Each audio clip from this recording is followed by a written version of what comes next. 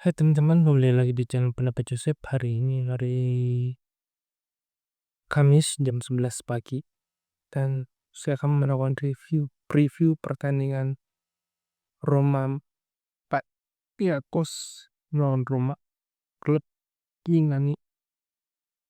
Meskipun laga ini secara head to head kekuatan tim Panathinaikos di bawah Roma, tetapi kembali saya ingatkan bahwa apapun bisa terjadi. Roma bisa kalah lawan Victoria Pleasant, Roma bisa kalah dengan lawan Lille. Itu memang terjadi dan sangat jelas terjadi. Bahkan Roma pernah kalah kawan. Untuk Mens Mens terus Rotterdam dan banyak klub lagi sebenarnya bisa mengalahkan Roma, meskipun secara kekuatan tim lebih kecil. Nah, apakah yang harus dilakukan Gasperini? Secara permainan Gasperini sudah menemukan sekitar 7 gaya permainan, mulai dari triangle, side-nya dia, permainan 2 playmaker, permainan umpan-umpan cepat. Itu adalah salah satu gaya permainan Gasperini. Dia bisa mengandalkan El Shaarawy, Dybala.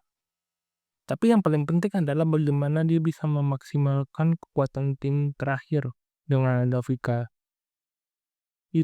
Rio, yang secara tim statistik dia lebih cocok di kanan, tetapi apakah dia bisa mengemban misi sebagai playmaker, itu akan jadi pertanyaan lain. Tapi yang jelas adalah kembali lagi ke kekuatan Roma saat ini. Harus mempertimbangkan apakah kekuatannya bisa dikembangkan dengan keadaan timnya sekarang. Oke, Dovi sudah mulai sembuh. Ada Malen, tapi Malen belum bisa dipasang. Kemungkinan akan mengandalkan dia. Dovi, Roma juga harus mempertimbangkan opsi-opsi yang lain dengan memaksimalkan visi Phil, Anioni, dan lain sebagainya. Meskipun secara pertandingan dan gaya main dan kita lihat perkembangan terakhir, Roma saat mengandalkan Dybala dan Pellegrini, di saat Pellegrini gak begitu kuat dalam mobile serangan dan pertahanan, dia diganti Dybala, berhasil. Demikian Dybala, dia gak berhasil di pertandingan kemarin, masuk Pellegrini, meskipun secara pertandingan kurang menggigit seperti di bala main, tetapi secara hasil dia bisa memberikan dampak yang cukup jelas, di mana Roma bermain lebih lambat. Oke, tapi yang kita lihat hasilnya adalah beberapa gaya main dari kedodoran saat diserang itu bisa ditutupi. Karena Milan pernah membuat Roma kedodoran di pertandingan kemarin. Itu yang jadi paling besar di Gasperini, bagaimana memaksimalkan antara Dybala dan Pellegrini, sehingga kedua pemain ini mampu memberikan dampak yang jelas, dan itu memang terjadi oleh Roma. Nggak ada Dybala, nggak ada Pellegrini, ya triangle, beberapa opsi oportunis. Tapi kalau berdua main, program kerja lebih jelas, di mana playmakernya lebih berada di belakang, membangun serangan dari bawah, dan dampaknya jelas. Secara kecil, umpan pendek mulai berjalan lebih smoothie, lebih sering berhasil. Kedepannya tinggal memperbaiki efektivitas serangan. Dan itu memang jadi masalah Roma.